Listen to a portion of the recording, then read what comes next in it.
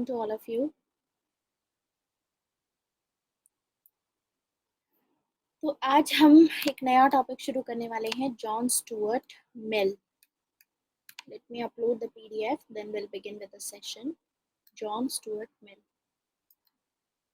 इससे पहले वाला एक कोई PDF बची थी. आई थिंक आप लोग बोल रहे थे कि एक मैम PDF बची है, तो upload that PDF. I don't remember कौन से टॉपिक की थी. PDF full fledged, I think I have posted it, if I'm not wrong.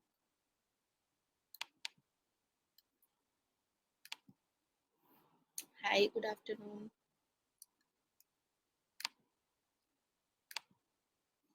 Let me see.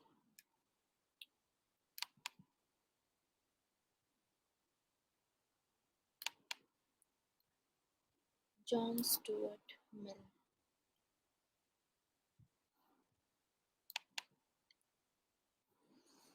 रॉसो का टॉपिक सबको समझ में आ गया था कल. जॉन स्टुअर्ट मिल हम 2 क्लासेस में कवर करेंगे. आज बेसिक समझेंगे जॉन स्टुअर्ट मिल का. कल फिर हम फर्दर उसको डिस्कस करेंगे. कल फर्दर एक्सप्लोर करेंगे जॉन स्टुअर्ट मिल के टॉपिक को. ओके, सो जॉन स्टुअर्ट मिल ब्रिटेन से बिलोंग करते हैं. पहली चीज ये याद रखेंगे, ब्रिटेन से. विरोध नहीं हुआ है. Criticism of रॉसू. क्रिटिसिज्म तो यही है ना कि रॉसू जो थे, is a thinker of paradox. तो काफी अलग अलग स्कूल के जो थिंकर्स हैं वो इंस्पिरेशन लेते हैं इनसे. ठीक है, तो it's a sort of a criticism only in that, क्योंकि इनकी theory of general will say हमें देखने को मिलता है कि हिटलर जैसे डेमोक्रेटिक लीडर्स आएंगे जो इस तरीके से बिहेव करेंगे. मेटाफिजिकल. मेटाफिजिकल का मतलब होता है सिंपल टर्म्स में एब्स्ट्रैक्ट. एब्स्ट्रैक्ट का मतलब होता है इमेजिनेशन. मतलब ये एक ऐसा कॉन्सेप्ट है जो कि इमेजिनरी कॉन्सेप्ट है. आप सही नहीं सकते कि ये आपकी रियल विल है या एक्चुअल विल. विल का जो कॉन्सेप्ट है, जनरल विल की जो बात हो रही है, एक मेटाफिजिकल है, इमेजिनरी है. आपको क्या पता कि लोग अपनी रियल विल से काम कर रहे हैं कि एक्चुअल विल से काम कर रहे हैं. ठीक है, so that is the meaning of metaphysical. Any other doubt? आज कितने आवर्स का लेक्चर होगा? वैसे तो देखो 1.5 घंटे का होगा, बाकी देखते हैं क्या चलता है. आपका यूजुअली 90 मिनट्स का लेसन होता है, तो 90 मिनट्स तो कंटिन्यू करेंगे ही. अगर थोड़ा बहुत ऊपर गया 5-10 मिनट तो अच्छी बात है. Points in support for anti modern. Anti modern के सपोर्ट में देखो, एंटी मॉडर्न के सपोर्ट में ये एंटी मॉडर्न इसलिए थे क्योंकि ये मानते थे कि उसकी वजह से ही जो मैन है he has been reduced to a level of customer. Anti modern का आगे हम देखते हैं. ठीक है, क्या पूरा करवा दीजिए उमंग. जॉन स्टुअर्ट मिल कल का भी टॉपिक है. कल भी हमारा जॉन स्टुअर्ट मिल चलेगा. आज कंप्लीट नहीं हो पाएगा. It's a big topic. तो आज थोड़ा फिनिश करना फिर भी डिफिकल्ट होगा. ओके, तो एंटी मॉडर्न में देखो, आप लोगों को पता होना चाहिए एंटी मॉडर्न में आगे हम पढ़ेंगे इसके बारे में कि जो कैपिटलिज्म है किस तरीके से एक्सप्लॉइट करता है लोगों को. कैपिटलिज्म क्या करेगा? प्रॉफिट मैक्सिमाइजेशन के लिए ज़्यादा से ज़्यादा प्रोडक्ट बनाएगा, और जिसकी वजह से एक तो रिसोर्सेज यूज होते हैं. ठीक है, रिसोर्सेज आपके जैसे फॉसिल फ्यूल हैं. रिसोर्सेज तो दुनिया में लिमिटेड ही हैं, तो लिमिटेड रिसोर्सेज से आप फालतू के प्रोडक्ट्स बना रहे हो जिसकी नीड भी नहीं है प्रॉफिट मैक्सिमाइजेशन के लिए. तो ये तो एक तो एक्सप्लॉयटेशन हुआ नेचर का. दूसरा एक्सप्लॉयटेशन हुआ मैन का. इसमें मैन का एक्सप्लॉयटेशन ऐसे क्योंकि इसी प्रोसेस को करने के लिए मैन को पहले मॉडर्नाइजेशन के अधीन बनाया. अब मैन इसकी वजह से man is acting very artificially, superficially. Man के दिमाग में रहती है टेंशन, ओवर थिंकिंग रहती है. रैशनैलिटी की वजह से ओवर थिंकिंग आती है. तो ये दोनों पॉइंट्स आप एंटी मॉडर्न में डाल सकते हो. प्रतीक, समझ में आया? Any doubt? इसको डाला जा सकता है एंटी मॉडर्न में.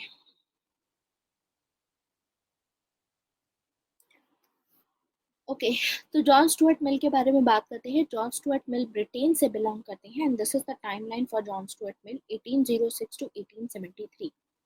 This is the timeline. तो जॉन स्टुअर्ट मिल का टाइमलाइन देखो, 1857 जो इंडिया में रिवोल्ट हुआ था उसी के आसपास के में जॉन स्टुअर्ट मिल बिलोंग करते हैं। तो इसका 1857 के कॉन्टेक्स्ट में एक बहुत बड़ा इंपॉर्टेंस है जॉन स्टुअर्ट मिल का, तो वो कवर करेंगे हम, ठीक है, वो भी देखेंगे हम। लेकिन this is the time and space of John Stuart Mill. John Stuart Mill है कौन? जॉन स्टुअर्ट मिल जैसे प्लेटो थे, प्लेटो के टीचर थे सोक्रेटिस। ऐसे ही एरिस्टोटल थे, इनके टीचर थे प्लेटो। तो ऐसे ही जॉन स्टुअर्ट मिल के भी एक टीचर थे बेंथम। ये बेंथम को अपना टीचर मानते थे, याद रखना है, जर्मी बेंथम नाम है, इनको अपना टीचर मानते थे। एंड मिल मानते थे कि ये बेंथम के डिसाइपल हैं, इनके स्टूडेंट हैं। तो बेंथम ने अपनी थ्योरी दी थी, थ्योरी ऑफ यूटिलिटेरियनिज्म। यूटिलिटेरियनिज्म की क्या थ्योरी है? यूटिलिटेरियनिज्म का मतलब होता है कि यूटिलिटी के बेस पे हमने देखा था कि मैन को जो यूजफुल लगता है उसके बेस पे मैन क्या करता है, एक्शन लेता है। यूटिलिटेरियन का कॉन्सेप्ट हमने थॉमस हॉब्स के केस में देखा था, क्योंकि थॉमस हॉब्स बोलते हैं ह्यूमन नेचर पे कि जो मैन है वो यूटिलिटेरियन है, मतलब man is pleasure seeking. Man की यूटिलिटी है इंजॉय करना, प्लेजर पाना। तो इसीलिए मैन वो एक्शन करता है, या तो एक इंक्लिनेशन होता है या अवर्जन होता है। इंक्लिनेशन मतलब या तो आप उस एक्शन को करोगे या फिर उस एक्शन को नहीं करोगे, वो डिसीजन नहीं लोगे। लेकिन थॉमस हॉब्स ने यूटिलिटेरियनिज्म को अलग से एक्सप्लोर नहीं किया।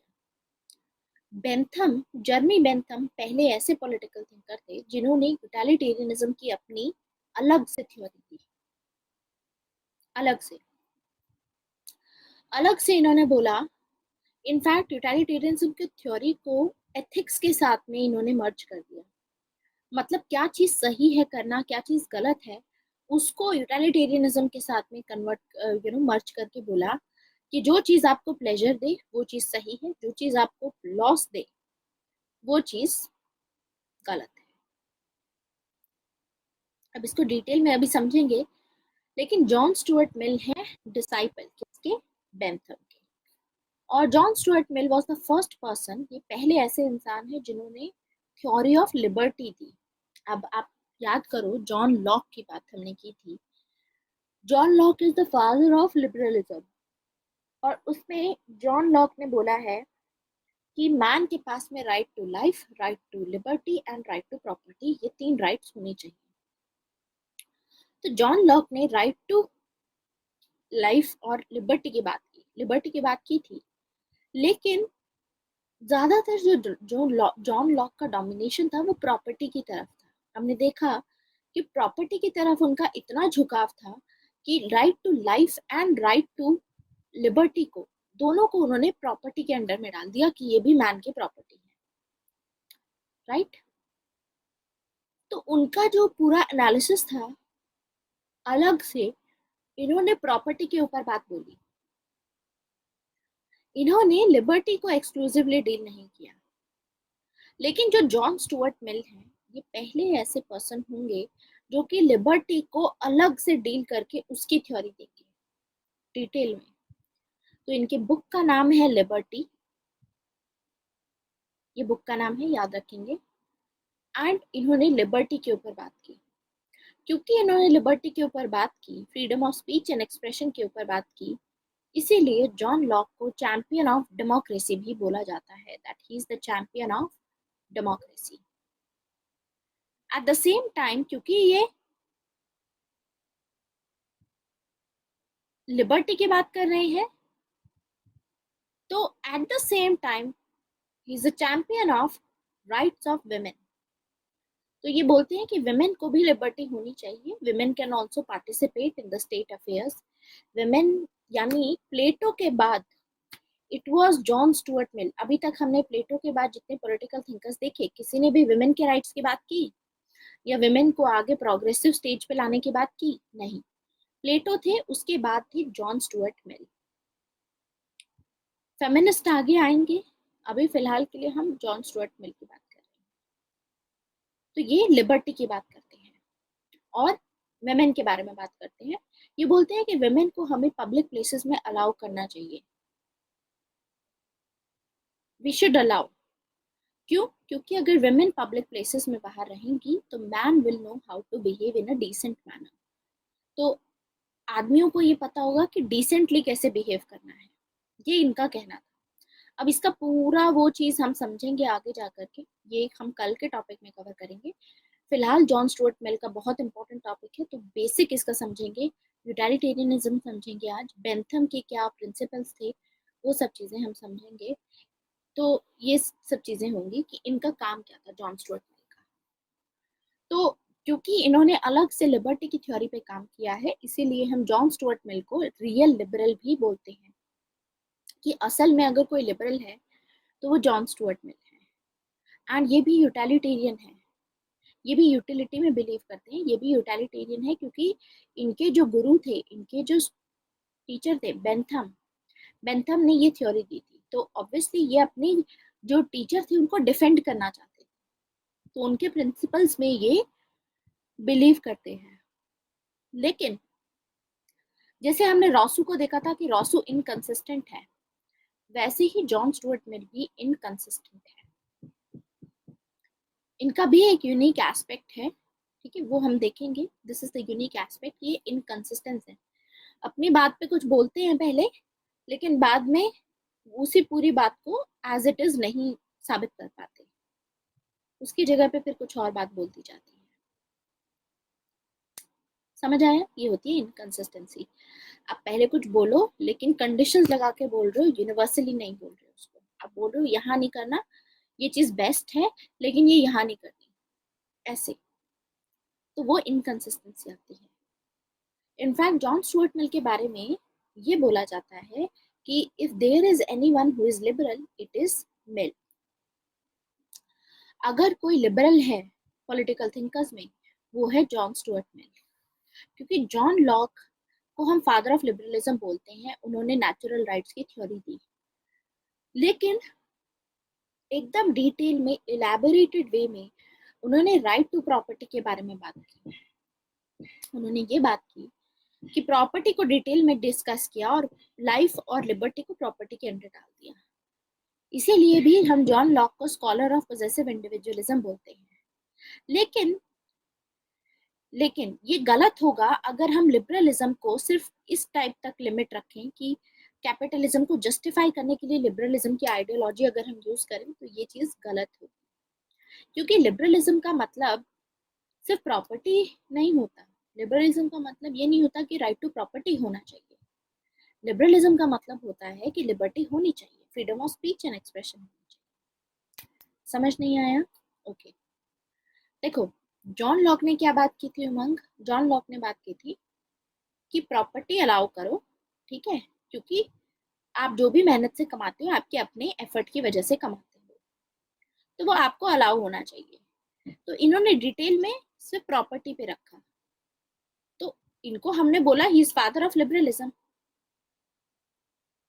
ठीक है, he is father of liberalism. तो अब यहाँ पर एक चीज समझो कि फादर ऑफ लिबरलिज्म बोला क्योंकि इन्होंने नेचुरल राइट्स की दी कि लोगों के पास में राइट्स होने चाहिए।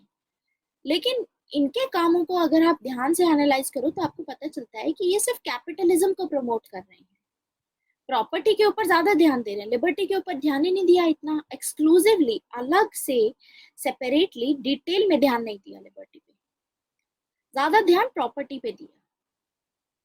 तो लिबरलिज्म, हम इनको फादर ऑफ लिबरलिज्म बोलते हैं। लिबरलिज्म की जो आइडियोलॉजी होती है उसका मतलब सिर्फ ये नहीं होता कि प्रॉपर्टी होनी चाहिए लोगों के पास में, अलाउ कर दो, समझे? हाँ, he is a scholar of bourgeoisie class. लेकिन सिर्फ ये थोड़ी ना कि कैपिटलिज्म को प्रमोट करने के लिए आप इसको ऐसे जस्टिफाई करो और सिर्फ लिबरलिज्म के नाम पे प्रॉपर्टी की ही बात करो।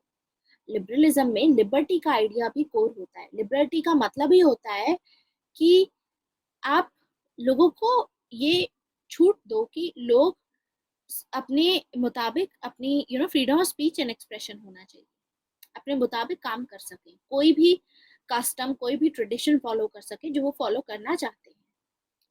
तो एक्सक्लूसिवली जॉन लॉक ने नहीं बताया था।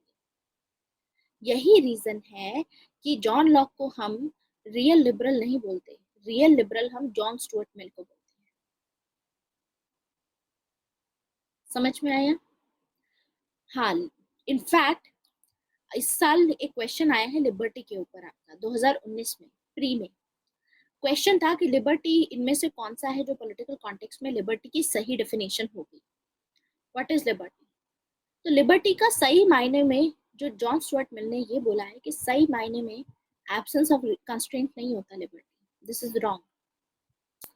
लिबर्टी इज जिसमें आपको आपकी पर्सनालिटी डेवलपमेंट के लिए आपको इतनी स्पेस अलाउ की जाए कि आप खुद को प्रमोट कर सको, अपनी पर्सनालिटी को डेवलप कर सको। समझे? तो ये करेक्ट आंसर था उसमें, क्योंकि पॉलिटिकल कॉन्टेक्स्ट में ये होता है रियल लिबर्टी, पर्सनालिटी डेवलपमेंट होता है। Liberty is not about absence of constraint.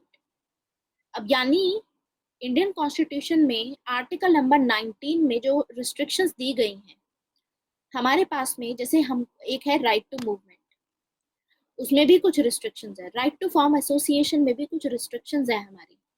Restrictions क्या है? रिस्ट्रिक्शंस है कि अगर मान लो आप एक सभा बिठा रहे हो, वो पीसफुल होनी चाहिए। उसमें कुछ चीजें रिस्ट्रिक्ट की गई हैं कि ये नहीं होना चाहिए, अगर ये होगा तो फिर ऐसी सभा को हम अलाउ नहीं करेंगे। समझे? ऐसे ही राइट टू मूवमेंट होती है, तो सरकार ने उस पर भी एक रिस्ट्रिक्शन लगा रखी है कि आप शेड्यूल्ड एरियाज में नहीं जा सकते। शेड्यूल्ड एरियाज में जहाँ शेड्यूल्ड ट्राइब्स रहती है, उनका कल्चर अलग होता है, वहां आप मूवमेंट नहीं कर सकते, वहां फ्री मूवमेंट अलाउ नहीं है। ये एक रिस्ट्रिक्शन है। तो रिस्ट्रिक्शन का मतलब ये नहीं होता कि इसमें आपकी लिबर्टी अफेक्ट हो रही है। ये रिस्ट्रिक्शन ऐसी रिस्ट्रिक्शन है जिसकी वजह से जो दूसरे लोग हैं उनके रिस्ट्रिक्शन को हार्म नहीं पहुंच रहा है, मतलब उनकी लिबर्टी को हार्म नहीं पहुंच रहा है। जैसे कि आप लोग शेड्यूल एरिया में जाते हैं, उनका अपना शेड्यूल ट्राइब्स का अपना कल्चर है, ठीक है, उनका अपनी चीजें हैं, तो आप वहां पर अगर क्रॉसिंग करते हैं तो उनके कल्चर इफेक्ट होगा, उनकी लिबर्टी, वो अपना चाहते हैं कि ज्यादा से ज्यादा अपना कल्चर वो फॉलो करें, अपने कस्टम्स फॉलो करें। लेकिन कोई बाहर का जाएगा तो इंटरफेयर करके मतलब उनको कन्वर्ट करने की भी कोशिश कर सकता है कि आप कन्वर्ट करो तो आपको मतलब हम ये मतलब प्रॉपर्टी यहाँ पे मिल जाएगी, आपको ये राइट मिलेगा, ये सब चीजें हैं। तो इससे तो उनकी लिबर्टी हार्म हुई। तो लिबर्टी ऐसी होनी चाहिए जिससे आपकी भी पर्सनालिटी डेवलप हो, सामने वाले की भी हो। Liberty is truly liberty is that.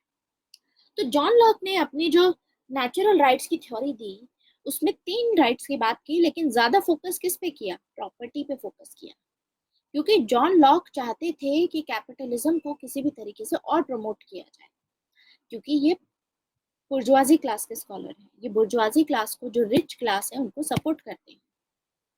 लेकिन हम लिबरलिज्म की आइडियोलॉजी को सिर्फ प्रॉपर्टी तक लिमिट नहीं कर सकते। सिर्फ ऐसा नहीं है कि लिबरलिज्म की आइडियोलॉजी हमने अप्लाई की और हमने उसको उसके चलते कैपिटलिज्म को जस्टिफाई करने के लिए यूज किया। यस, इंडस्ट्रियलिज्म था उस टाइम पे ब्रिटेन में, था वहां पर। लेकिन जॉन स्टुअर्ट मिल होंगे, ये बोलेंगे कि freedom of speech and expression भी बहुत जरूरी है। Freedom of speech and expression की बात करेंगे, कस्टम्स एंड ट्रेडिशन का फ्रीडम होना चाहिए। तो यानी जॉन स्टुअर्ट मिल पहले ऐसे इंसान थे, he was the member of parliament also. तो ये ऐसे इंसान थे जो कि फ्रीडम चाहते थे लोगों के लिए, कि लोगों को फ्रीडम मिलना चाहिए, जो भी बात बोलना चाहते हैं अपनी, उनको अलाउ करो, कि चाहे वो गलत बात बोल रहे हो लेकिन अलाउ देम, वो अपने अपने सोच, अपने विचार एक्सप्रेस कर सकते हैं बिना किसी रिस्ट्रिक्शन के। समझ में आया?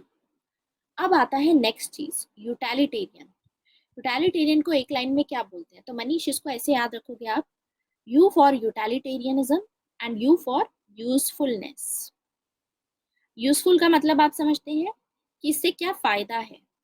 तो यानी यूटिलिटेरियनिज्म की एक ऐसी फिलॉसफी है ये, it is such a philosophy जिसमें जो भी एक्शन लिए जाते हैं उसको इस बेसिस पे लिया जाता है कि आपको वो चीज फायदेमंद है कि ये नुकसानदायक होगी। समझ आया? That is utilitarian. यूटिलिटी के हिसाब से, यूजफुलनेस के हिसाब से आप काम करते हो। जैसे मनीष को अभी ये लेक्चर देख करके फायदा होगा, तो ये मनीष की यूटिलिटी है, इसीलिए मनीष अभी लेक्चर देख रहे हैं।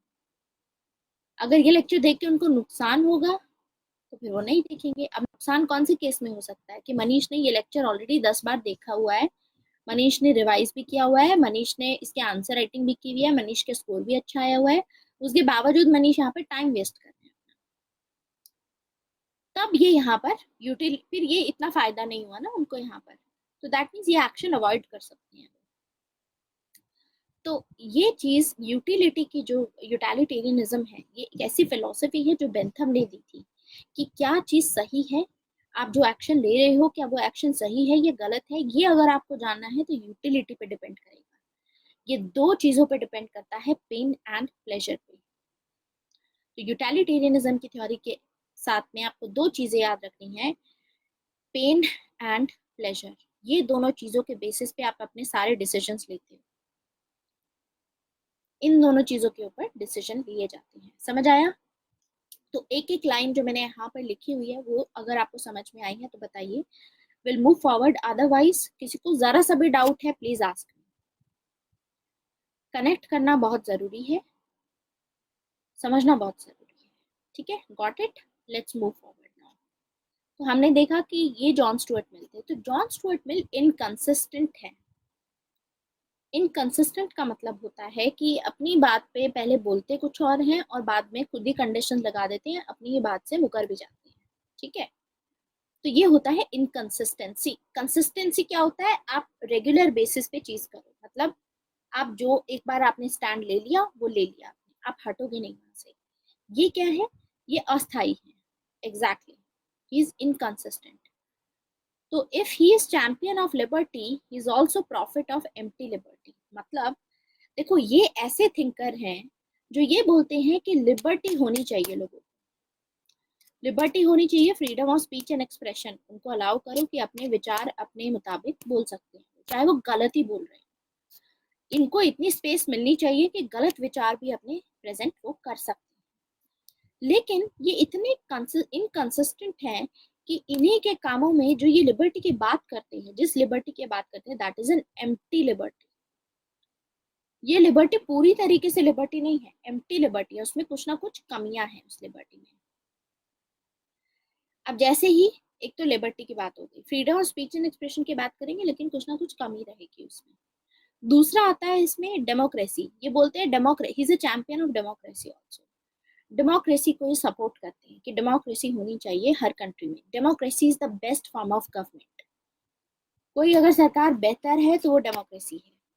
लेकिन उसके बावजूद he is a reluctant Democrat. Reluctant Democrat मतलब डेमोक्रेसी को प्रमोट करते हुए भी ये मानते हैं कि वो बेस्ट है, उसके बावजूद ये बोलते हैं कि सभी कंट्रीज में डेमोक्रेसी नहीं यूज करनी चाहिए, सभी कंट्री में डेमोक्रेसी मत इम्प्लीमेंट करो। जैसे कि जब इनसे पूछा गया था 1857 का जब रिवोल्ट हुआ था, उस टाइम पे जॉन स्टुअर्ट मिल की स्टेटमेंट थी कि इंडिया क्योंकि एक कॉलोनी है इसीलिए इंडिया में डेमोक्रेसी इंट्रोड्यूस नहीं होनी चाहिए, ये इनका कहना था। ऐसे ही यूएसए की डेमोक्रेसी को लेकर के इनके कंसर्न है। हालांकि डेमोक्रेसी को बोलते हैं कि डेमोक्रेसी होनी चाहिए, बेस्ट है, लेकिन उसके बावजूद ही एज कंसर्न, तो उस मामले में ये इनकंसिस्टेंट है। ऐसे he is utilitarian who destroys utilitarianism. ये यूटिलिटेरियन है, ये खुद अपने आप को बेंथम का डिसाइपल मानते थे। यस, इसमें व्हाइट मैन बर्डन था। एग्जैक्टली, व्हाइट मैन बर्डन आएगा कि कॉलोनी है तो उनको डायरेक्टली आप व्हाइट मैन बर्डन के थ्रू, अपना बेनेवलेंट डिस्पोटिज्म के थ्रू इनको रूल करो। जैसे राजा महाराजा खुद ही रूल करते थे इनको, इनसे कुछ नहीं पूछते थे, ऐसे ही रूल करना चाहिए क्योंकि बर्डन है, ये लोग सिविलाइज नहीं है, इनको सिविलाइज करना पड़ेगा, दैट्स व्हाई। तो ये यूटिलिटेरियन है, ये बेंथम को अपना टीचर मानते थे, उसके बावजूद बेंथम के आइडियाज में इस तरीके से ये रिफॉर्म्स लेकर के आएंगे कि यूटिलिटेरियनिज्म की जो पूरी थ्योरी रहेगी, जो प्रिंसिपल रहेंगे, उसको डिस्ट्रॉय कर देंगे, उसकी धज्जियां उड़ा देंगे पूरी। समझ में आया? ये इनकंसिस्टेंसी दिखती है। इनकंसिस्टेंसी ऐसी क्यों है? क्योंकि जब जॉन स्टुअर्ट मिल एग्जिस्ट कर रहे थे उस टाइम पे लोगों को नेगेटिव लिबर्टी के कॉन्सिक्वेंसेस दिखने लगे थे साफ। नेगेटिव लिबर्टी क्या होती है बताइए, व्हाट इज नेगेटिव लिबर्टी? क्या मतलब है नेगेटिव लिबर्टी का?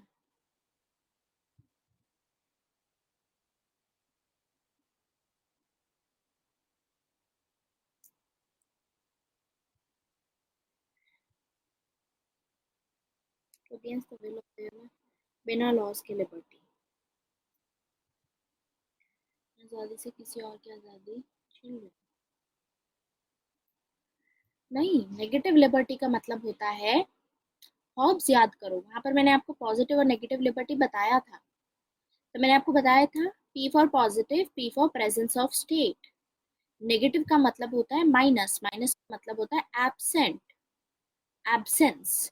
तो नेगेटिव लिबर्टी का मतलब होता है एब्सेंस ऑफ स्टेट, मतलब स्टेट प्रेजेंट नहीं होगा, स्टेट इंटरफेयर नहीं करेगा। स्टेट जब मिनिमल रहेगा, वॉचमैन स्टेट की तरह एक्ट करेगा अगर स्टेट, तो लोगों के पास में ज्यादा लिबर्टी होगी, तो लोग लिबर्टी इंजॉय कर पाएंगे। ये था कॉन्सेप्ट नेगेटिव लिबर्टी का, समझे? नेगेटिव लिबर्टी का कॉन्सेप्ट है, आप खुद को स्टेट मानो, कि आप किसी की उसमें कोई लॉ नहीं बना रहे हो, तो बाकी सब जो क्लास में बच्चे हैं वो सब लिबर्टी इंजॉय करेंगे, क्योंकि आपने लॉ नहीं बनाया, वहां पर इंटरफेयर नहीं किया। पॉजिटिव होता है प्रेजेंस ऑफ स्टेट, आपने लॉ बनाया और लॉ बनाने के बाद भी लोगों के पास में लिबर्टी आई, लेकिन ये कॉन्सेप्ट बहुत लेट डेवलप हुआ है। जॉन स्टुअर्ट मिल के टाइम तक पॉजिटिव लिबर्टी का कॉन्सेप्ट ही नहीं था, एक ही कॉन्सेप्ट एग्जिस्ट कर रहा था, वो था नेगेटिव लिबर्टी का कॉन्सेप्ट। और नेगेटिव लिबर्टी के अपने कॉन्सिक्वेंसेस थे। ये किस चीज के पक्ष में थे? ये इनकंसिस्टेंसी इनके अंडर में आती ही इसलिए है क्योंकि नेगेटिव लिबर्टी के अगेंस्ट में जाएंगे। जो बेंथम है, बेंथम की जो थ्योरी ऑफ टोटलिटेरियनिज्म है, बेंथम बोलते हैं कि स्टेट को इंटरफेयर नहीं करना चाहिए इकोनॉमी में। Yes, negative liberty original concept है लिबर्टी का। ओरिजिनली जब भी आप लिबर्टी की बात में सोचते हो उसके बारे में, तो हम हमेशा ये सोचते हैं कि अगर कोई इंटरफेयर नहीं करेगा तो मेरे पास लिबर्टी है ना? ओरिजिनली हम ये सोचते हैं, तो उस टाइम पे ओरिजिनली ही थी, लेकिन ये इसके पक्ष में नहीं थे। बेंथम इसको मानते थे, बेंथम नेगेटिव लिबर्टी को सपोर्ट करते थे कि स्टेट को इंटरफेयर नहीं करना चाहिए। लेकिन इसी की वजह से बेंथम को बहुत ज्यादा क्रिटिसाइज किया जाने लगा, बहुत ज्यादा क्रिटिसाइज किया जाने लगा। क्योंकि बेंथम को क्रिटिसाइज किया जाने लगा, इसी के बेसिस पे आगे जाकर के जो जॉन स्टुअर्ट मिल है अपने आप को इनका स्टूडेंट मानते हैं, तो ये यूटिलिटेरियनिज्म को रिवाइज करेंगे ताकि इसको क्रिटिसाइज ना किया जाए। ये डिफेंड करना चाहते थे, लेकिन रिवीजन, ऐसा रिवीजन ये कर देंगे जिसकी वजह से यूटिलिटेरियनिज्म का जो कोर प्रिंसिपल है वही डिस्ट्रॉय हो जाएगा। ये भी रीजन है कि हम देखते हैं कि John Stuart mill is not a good student. तो उससे रिगार्डिंग एक चीज बोली जाती है कि John Stuart mill is a Peter who denied his master. Peter थे, आपने एक स्टोरी सुनी होगी पीटर और उसके मास्टर की, जो मास्टर कुछ बोलता था पीटर करता था। तो ये वो वाले वही पीटर हैं जिन्होंने, जो उनका मास्टर थे बेंथम, उसकी पूरी जो कोर थी उसको डिस्ट्रॉय करके डिनाई कर दिया उनके प्रिंसिपल।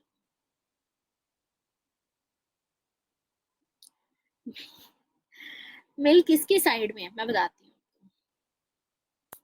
मिल नेगेटिव लिबर्टी की साइड में नहीं है, ये याद रखो।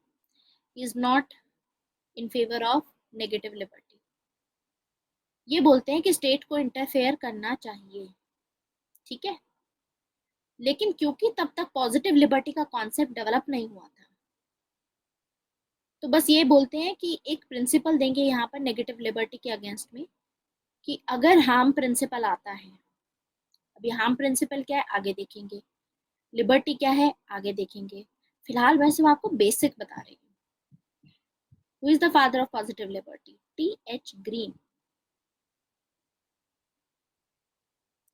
ये पहले इंसान थे जिन्होंने आगे जाकर के 20th सेंचुरी में इंट्रोड्यूस किया। और अभी हम कौन सी सेंचुरी में बात कर रहे हैं? हम अभी यहाँ पर 19th सेंचुरी में बैठे हुए हैं, यानी नेगेटिव लिबर्टी की वजह से कुछ ना गलत हो रहा है।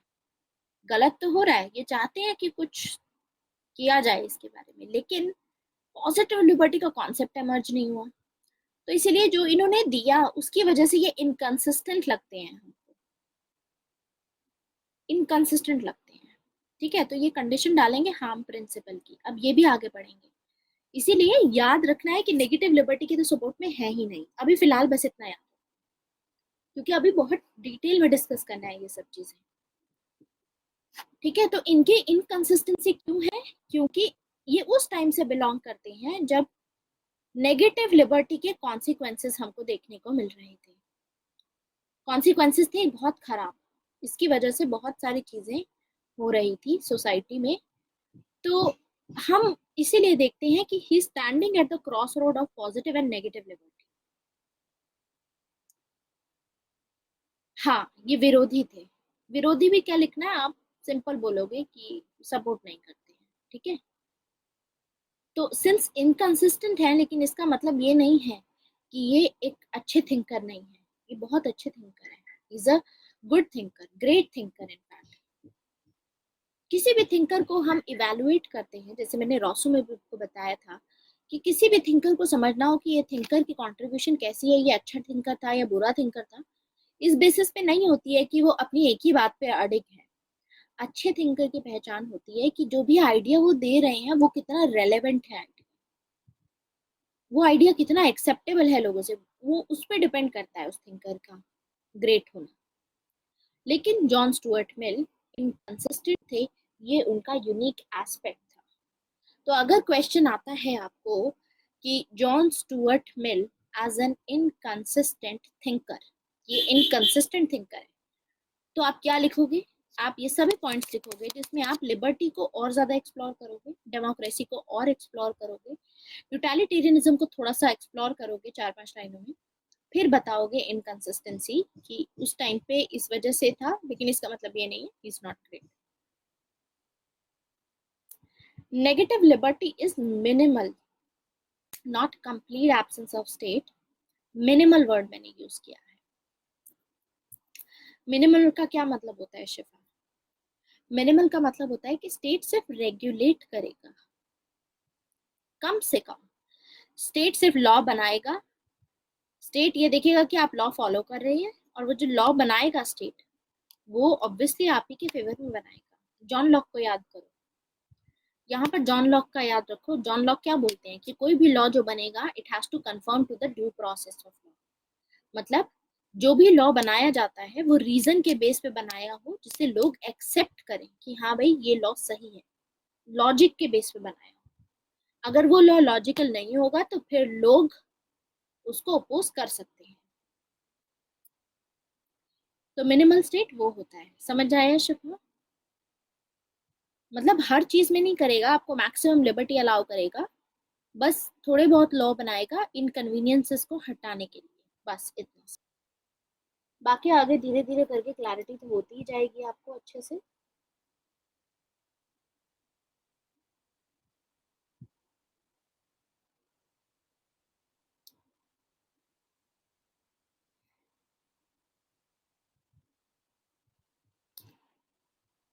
He was in dilemma bit, हाँ he was in dilemma, that is why he is inconsistent।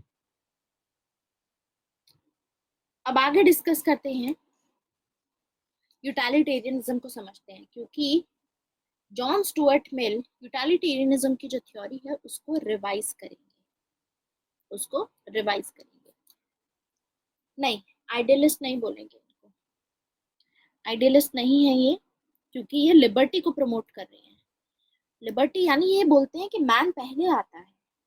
Liberty आप दे रहे हो मैन को, तो मतलब man is prior to state, man पहले आता है, इंडिविजुअल पहले आता है स्टेट के। जो आइडियलिस्ट होते हैं वो बोलते हैं कि स्टेट पहले आता है मैन के। समझे? तो ये इंडिविजुअलिस्ट है। तो यूटिलिटेरियनिज्म की अब हम फिलॉसफी को समझते हैं कि क्या है यूटिलिटेरियनिज्म।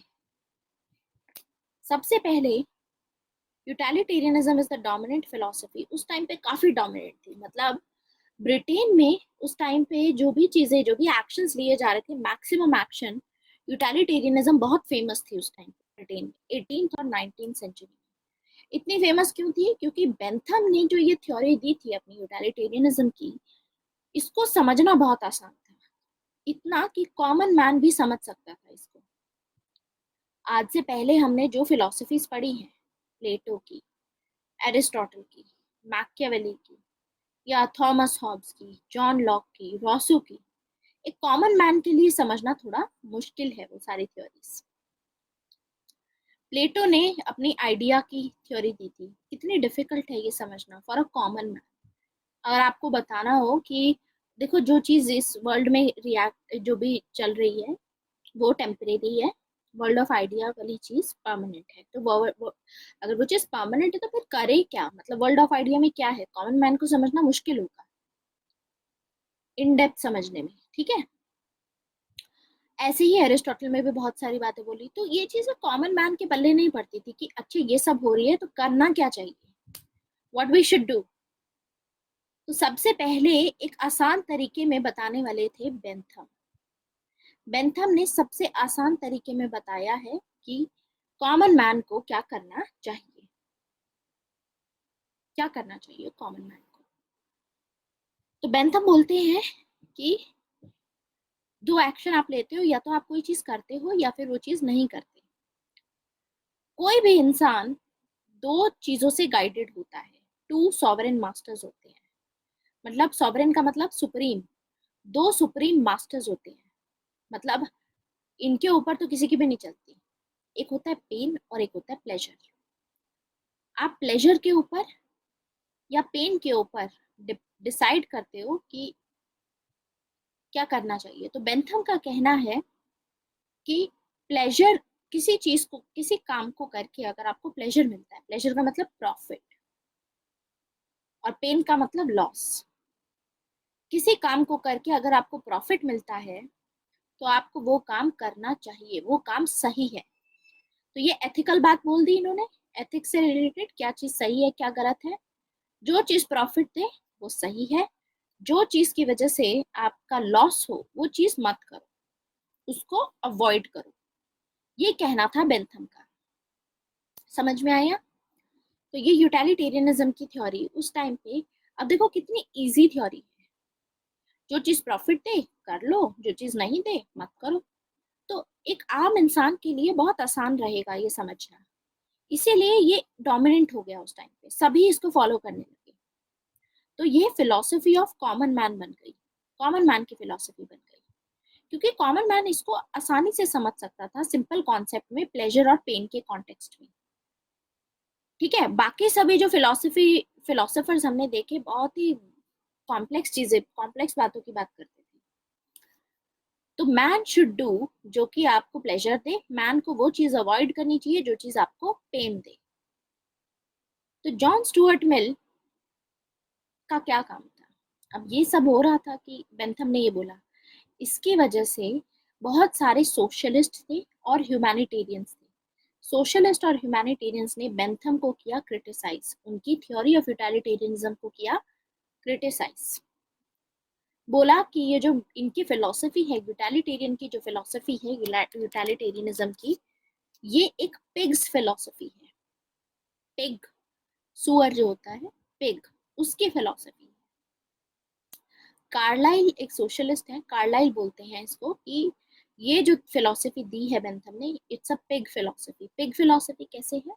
क्योंकि यूटिलिटेरियनिज्म की थ्योरी करने के इसको फॉलो करके लोगों का एक्सप्लॉयटेशन हो रहा था, एक्सप्लॉयटेशन हो रहा था। अब देखो कैसे एक्सप्लॉयटेशन होता है। एक है कैपिटलिस्ट, ये इंडस्ट्रियलिस्ट है, बाकी बहुत सारे वर्कर्स हैं, ठीक है। तो इंडस्ट्रियलिस्ट ने अपनी एक नई कंपनी खोली, कंपनी में इंडस्ट्रियलिस्ट ने इन सभी वर्कर्स को एम्प्लॉय किया कि तुम आओ, तुम्हें जॉब मिलती है, ठीक है, इस कंपनी में, इंडस्ट्री में उनको काम मिला। अब इंडस्ट्रियलिस्ट का जो मेन ऑब्जेक्टिव होता है, मेन एम होता है, वो क्या होता है? आप अगर एक इंडस्ट्रियलिस्ट हो, आप एक बिजनेसमैन हो, तो आपका मेन ऑब्जेक्टिव क्या होगा कि ज्यादा से ज्यादा प्रॉफिट हो आपके पास में, है ना, प्रॉफिट मैक्सिमाइजेशन। तो प्रॉफिट मैक्सिमाइजेशन इनका एम होता है, तो ज्यादा एक्सप्लॉइट करने की इसीलिए कोशिश करेंगे, क्योंकि इनको प्लेजर कहाँ से आता है, प्रॉफिट से। और बेंथम ने बोला है कि अपने प्लेजर के लिए, अपने प्रॉफिट के लिए आपको जो एक्शन लेना पड़े वो सही एक्शन। तो यानी अब इंडस्ट्रियलिस्ट ने पहले इन वर्कर्स को रखा, ठीक है, काम पे, और इनको सबसे पहले इनको जो जॉब दी वो ऐसे दी कि आपको दिन का 10 रुपए मिलेगा, ठीक है।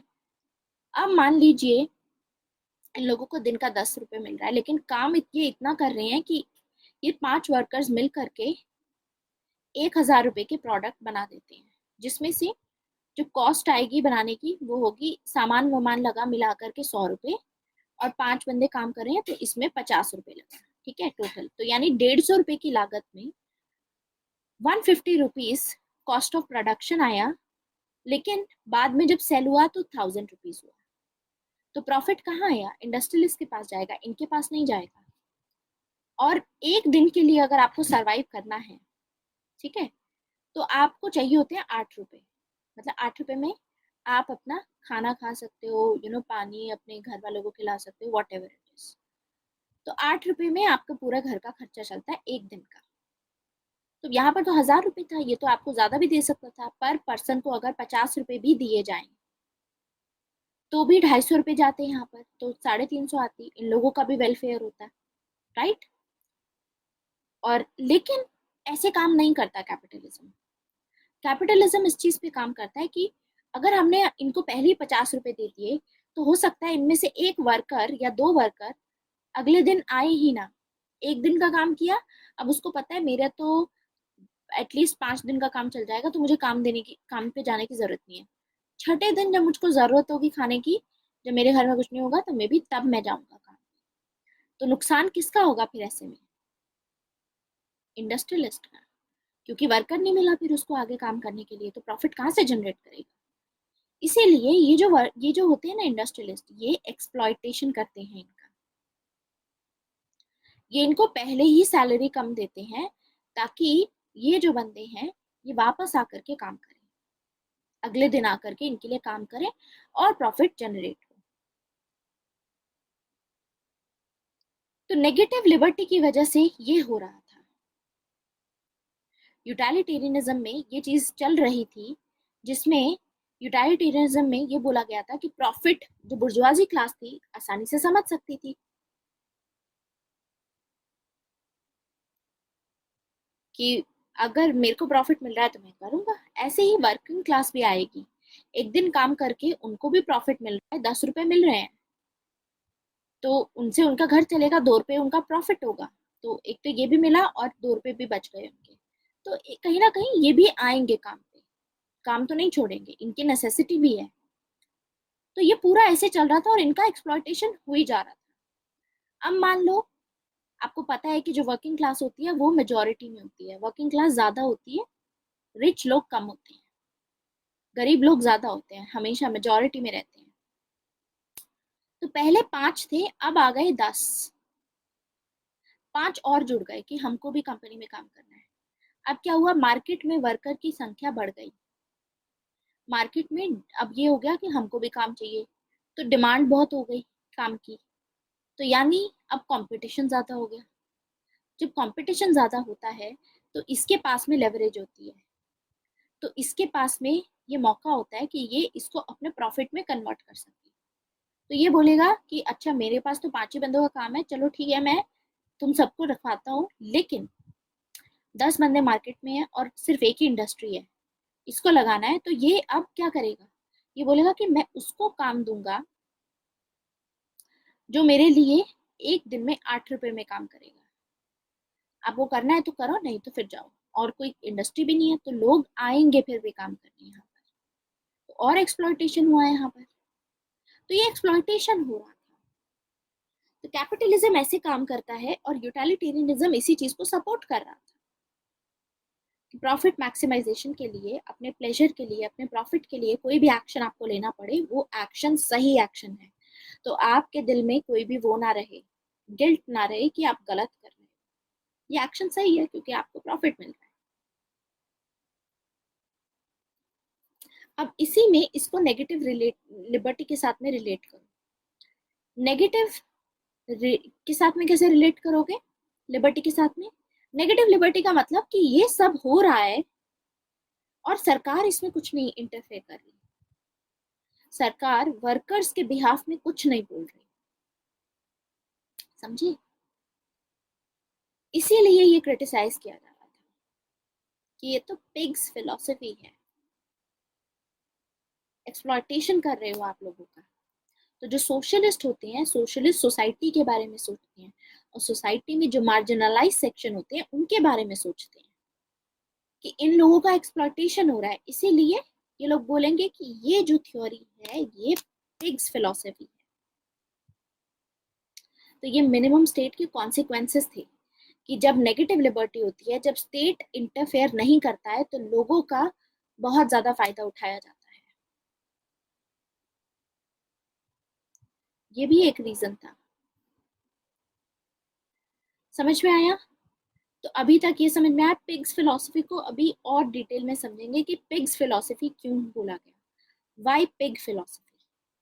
पिग फिलोसफी क्यों बोला गया, यूटिलिटेरियन जो है बेंथम है, इनको क्यों क्रिटिसाइज किया गया? क्योंकि ये एम्फेसाइज करते हैं सिर्फ एपेटाइट पे। आप ये देखो, पिग जो होता है, पिग कैसा खाना खाता है? पिग को क्वालिटी से मतलब नहीं होता। आप कचरा भी फेंकोगे बचा खुचा, ठीक है, कचरा फेंकोगे, गार्बेज फेंकोगे, तो भी वो खा लेगा pig. Pig is such an animal. Pig को अपनी एपेटाइट से मतलब होता है कि जहां से आ रहा है, जैसा आ रहा है, बस खाते जाओ। क्वालिटी से कोई मतलब नहीं है, क्वांटिटी से मतलब होता है। तो ऐसे ही यूटिलिटेरियनिज्म की थ्योरी क्वालिटी पे तो ध्यान ही नहीं दे रही थी, सिर्फ क्वांटिटी पे ध्यान दे रही थी कि प्रॉफिट आ रहा है, जितना ज्यादा प्रॉफिट आए उतना बेहतर है, क्वालिटी पे ध्यान ही नहीं दिया। तो मैन को पिग के लेवल पे इसमें इसमें रिड्यूस कर दिया यूटिलिटेरियनिज्म की फिलोसफी में। मतलब मैन को एज अ पिग की तरह ट्रीट किया कि जो बुर्जुआजी क्लास है, जो ये जो लोग हैं, लोग होते हैं, ये अपनी एपिटाइट, अपने प्लेजर के उस पे ही कंसर्न होते हैं, क्वालिटी पे नहीं होते कि क्वालिटी क्या है उसकी। क्वालिटी का डिफरेंस मैं बताती हूँ। मान लीजिए कि आप हैं और आपकी छोटी बहन है, दोनों में से आपके पेरेंट्स सिर्फ एक ही की स्टडी अफोर्ड कर सकते हैं, ठीक है, कि दोनों में से किसी एक को स्कूल जाने दिया जाएगा। आप बड़े हो, आपकी बहन मान लो आपसे 15 साल छोटी है, ठीक है, और आपको कॉलेज में एडमिशन लेना है। आपकी बहन अभी बहुत छोटी है, मतलब इन द सेंस इतनी छोटी मान लो, क्योंकि 4 साल तक तो स्कूल में एडमिशन नहीं होगा इन केस। तो अब क्या होगा यहाँ पर, ऑप्शन यही है कि किसी एक को ही अफोर्ड कर सकते हैं। तो क्वांटिटी ये बोलती है कि आपको अपने प्लेजर से मतलब होगा, ठीक है। तो आप अपनी प्लेजर से मतलब होगा तो आप ये सोचोगे कि मैं जाता हूँ और I will do it, college मेरा जल्दी खत्म हो जाएगा, जॉब लग जाएगी तो मेरा पैसा होगा, तो मैं अपनी बहन को सपोर्ट करूँ, लाइक दिस। क्वालिटी में ये आता है कि आप सैक्रिफाइस करने के लिए तैयार हो, तो भी आपको खुशी मिलेगी, तो भी आपको प्लेजर मिलेगा। अगर आप अपनी बहन के लिए सैक्रिफाइस करते हो, उसको बोलो कि आप स्कूल जाओ, मैं नहीं जाऊंगा, कोई बात नहीं, तो इसमें भी तो आपको खुशी मिलेगी। लेकिन ये खुशी बेंथम ने कभी एक्सेप्ट ही नहीं की, बेंथम ने कभी कंसिडर नहीं की। बेंथम ने बोला कि एक जो मैन होता है, इंडिविजुअल है, मैन पे ध्यान देता है कि आपको अपनी पेन एंड प्लेजर से मतलब है, ठीक है, आपकी अपनी सेटिस्फेक्शन से मतलब है। तो यानी मैन को आप पिग के लेवल पे डिग्रेड कर रहे हो कि पिग को सिर्फ एपिटाइट से मतलब होता है, क्वालिटी से कोई मतलब नहीं। तो ये जो यूटिलिटेरियनिज्म की जो फिलॉसफी है, ये एक तरीके से वर्कर्स के एक्सप्लॉयटेशन को जस्टिफाई कर रही है कि जो लोगों को एक्सप्लॉइट किया जा रहा है तो वो सही है। कैपिटलिस्ट को बुरा नहीं फील करना चाहिए इसमें, क्योंकि प्रॉफिट मिल रहा है उनको वहां से। तो यानी अगर कोई इंसान अपने प्रॉफिट के लिए, अपने प्लेजर के लिए सामने वाले इंसान का नुकसान हो रहा है तो उसमें कोई गलत नहीं। ये कहना था यूटिलिटेरियनिज्म की थ्योरी का, क्योंकि ये प्लेजर को प्रॉफिट के साथ में डील करते थे और पेन को लॉस के साथ में डील करते थे, ठीक है। So that is pleasure and pain. Any doubt in this? तो ये बोलते हैं क्या चीज करनी सही है, जो चीज आपको प्लेजर दे, क्या चीज करनी गलत है, जो चीज आपको पेन दे, यानी जिससे आपका नुकसान हो, लॉस हो, वो चीज नहीं करनी चाहिए। तो जब इसको ऐसे क्रिटिसाइज किया गया, जब इसको पिग फिलॉसफी बोला गया, तो क्योंकि ये बेंथम के स्टूडेंट है, अपने टीचर को डिफेंड करना चाहते थे, इसीलिए जॉन स्टुअर्ट मिल यूटिलिटेरियनिज्म की जो थ्योरी है उसको रिफॉर्म करने की कोशिश करेंगे। He will try to reform utilitarianism. ये अपने आप को डिसाइपल मानते थे, इसीलिए ये अपनी ड्यूटी मानते थे कि मुझे यूटिलिटेरियनिज्म की फिलॉसफी को डिफेंड करना है। लेकिन इन्होंने इस तरीके से रिवाइज किया यूटिलिटेरियनिज्म को, बेंथमिज्म को, इनकी जो थ्योरी थी उसको इस तरीके से उसमें रिफॉर्म लेकर के आए कि एट द एंड जो पूरे कोर फंडामेंटल्स थे इसकी, यूटिलिटेरियनिज्म के जो कोर फंडामेंटल थे, उसी को डिस्ट्रॉय कर दिया पूरा। इसीलिए इनको बोला जाता है he is a Peter who denied his master. ये पीटर हैं जिन्होंने अपने मास्टर को ही, उन्हीं के आइडियाज को सब डिनाई कर दिया। समझ में आया?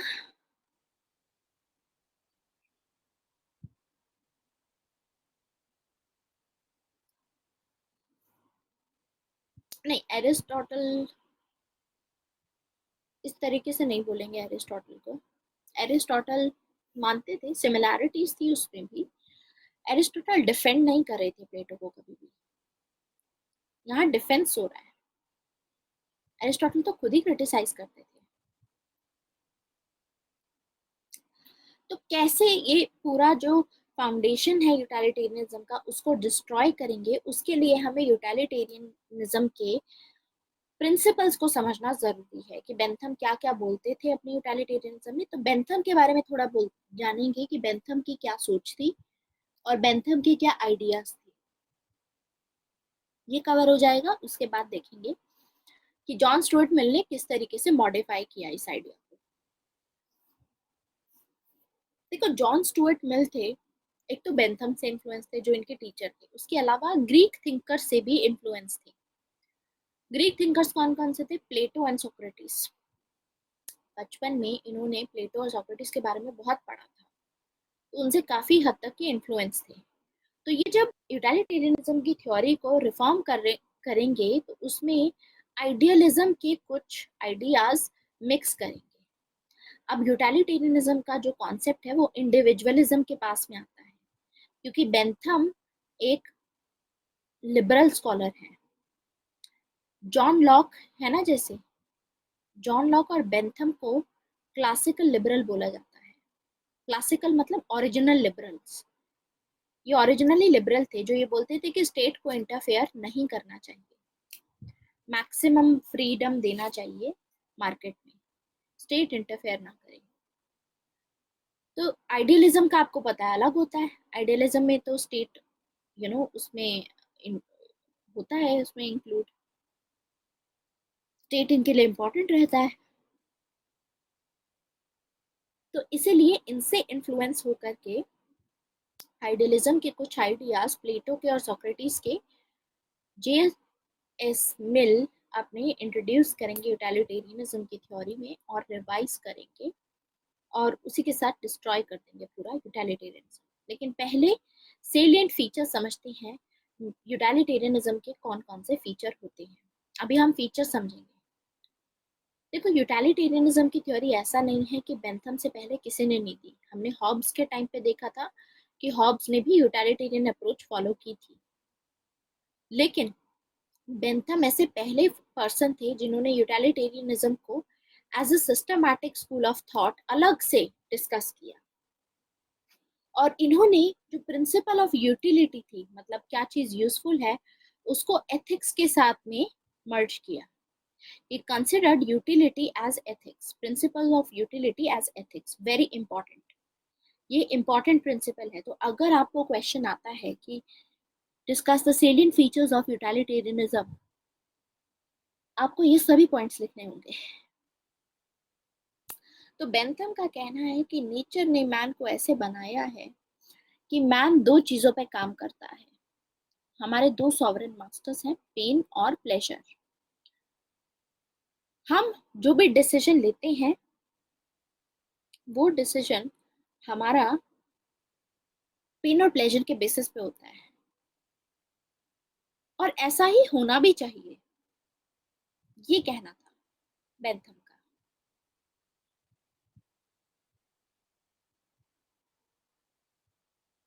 शिफा, what are you saying? End is important. Yes, end is important, means are not important. मतलब आखिरी का जो आपका जो भी गोल है उससे प्रॉफिट मिल रहा है आपको, तो डू इट, ये कहना था बेंथम का। तो ये बोलते हैं कि not only we do what they dictate, मतलब हमने लाइफ में जो भी डिसीजन लेते हैं पेन और प्लेजर के बेसिस पे ही लेते हैं, और ऐसा होना भी चाहिए, हमें इसी के बेसिस पे लेना चाहिए, इसमें कुछ गलत नहीं। सो प्लेजर से इनका मतलब है क्वांटिटेटिव टर्म में। क्वांटिटेटिव टर्म मतलब जिस चीज को क्वांटिटी है आप मेजर कर सकते हैं, जैसे कि प्रॉफिट। आज 500 करोड़ का प्रॉफिट हुआ, कल 700 करोड़ का हुआ, ये 750 का हुआ, you can count it always. तो ये हो गया pleasure, quantitative term. Quality is not important, quality important नहीं है, क्वांटिटी इंपॉर्टेंट है। ये एक इम्पॉर्टेंट प्रिंसिपल है इनका। जो बेंथम है क्वालिटी पे ध्यान नहीं देते थे, क्वांटिटी पे बोलते थे इम्पोर्टेंट है, क्योंकि बेंथम का कहना था कि मोर प्लेजर और लेस प्लेजर ये सही चीज होती है, हायर प्लेजर और लोअर प्लेजर कुछ नहीं होता है। मोर प्लेजर होता है या तो लेस प्लेजर होता है, हायर और लोअर नहीं होता है। क्वालिटेटिव टर्म्स में नहीं हम बोलेंगे, मोर और लेस हो सकता है, या तो आपको ज्यादा प्रॉफिट हुआ या आपको कम प्रॉफिट हुआ। अब प्रॉफिट में भी प्रॉफिट हुआ तो, लेकिन प्रॉफिट उस लेवल का प्रॉफिट हुआ और लोअर लेवल का प्रॉफिट हुआ, ऐसे नहीं बोलोगे, ये क्वालिटेटिव टर्म आ जाती है। समझे? So pushpin is as good as poetry, ये बोलते थे। पुष्पिन क्या होता है? पुष्पिन एक टाइप की गेम थी, पुष्पिन एक गेम है। तो इनका बोलना है कि ऐसा नहीं है कि यहाँ से आपको ज्यादा मिलेगा और पोएट्री से कम मिलेगा। Pushpin is as good as poetry, ये कहना था बेंथम का। मतलब अगर आप पोएट्री सुन रहे हो या आप गेम खेल रहे हो, आपको प्लेजर जो रहेगा वो सेम रहेगा।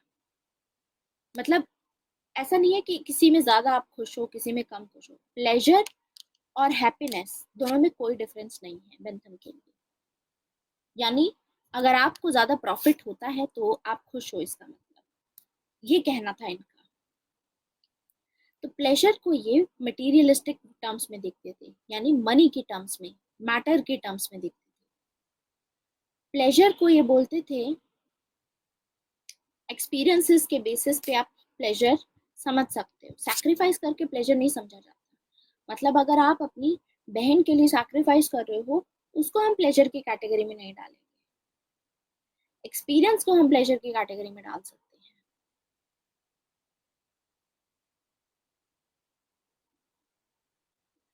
आपने एक्सपीरियंस किया है, दैट्स वाई। आइडिया से मतलब नहीं है, मैटर से मतलब है, एग्जैक्टली exactly. ये मटीरियलिस्टिक है, दैट्स वाई। पुष्पिन एक गेम है Niharika, it's a game, it's a game जो खेली जाती थी। तो ये बोलते हैं pushpin is as good as poetry. कोई भी गेम खेलते हो आप, वो पोइट्री के मुकाबले उस वैसी ही अच्छी है जैसे पोइट्री आप सुन रहे हो तो भी वो अच्छी है, ये कहना था इनका, कि कोई डिफरेंस नहीं है इसमें। इनफैक्ट क्योंकि ये क्वांटिटी के टर्म्स में प्लेजर को काउंट करते थे कि प्रॉफिट ज्यादा या कम हो सकता है तो उसको काउंट करना है, तो उसके लिए इन्होंने एक फेलिसिफिक कैलकुलस भी दिया। दिस इज फेलिसिफिक कैलकुलस, ये पूरा इन्होंने फॉर्मूला दिया उसका कि प्लेजर को काउंट करने का। हमारे लिए इंपॉर्टेंट नहीं है, ये याद भी करने की जरूरत नहीं है, ये बस मैंने आपको रेफरेंस पर्पसेस के लिए बताया है। क्या चीज समझ में नहीं आई? सूरज, विच सेकंड लास्ट लाइन, ये वाली, प्लेजर को एक्सपीरियंसेस के बेसिस पे, राइट? रादर देन सैक्रिफाइस के बेसिस पे। अच्छा देखो, प्लेजर है आपको, आप हो, आपकी छोटी बहन है, ठीक है, अब दोनों में से किसी एक को ही स्कूल भेजा जा सकता है, तो आप अगर जाओगे, एक्सपीरियंस करोगे आप स्कूल जा करके, तो ही आपको प्लेजर मिलेगा। ये कहना था बेंथम का। अगर आप खुद सैक्रिफाइस करके अपनी छोटी बहन को भेज रहे हो तो प्लेजर आपको नहीं मिला, प्लेजर आपकी बहन को मिला है। Then she will go and she will enjoy the school, and जो भी चीजें रहेंगी उसका एक्सपीरियंस होगा, वो उसका एक्सपीरियंस है, आपका एक्सपीरियंस है, सामने वाले का एक्सपीरियंस वो उसका एक्सपीरियंस है, वो उसको उससे फायदा हुआ। ये कहना था यूटिलिटेरियनिज्म का। इंडिविजुअलिज्म की फिलॉसफी दिखाई दे रही है। अपने बारे में सोचो, सेल्फ इंटरेस्ट के बारे में कि आपको क्या मिल रहा है। तो ये मतलब है इसका, अब समझ में आया? Okay, so basically what we have covered is कि बेंथम ने यूटिलिटेरियनिज्म की अपनी थ्योरी दी अलग से, और ये बोला कि हम एक्शंस भी ऐसे ही करते हैं और ऐसे ही लेने चाहिए हमको अपने डिसीजन।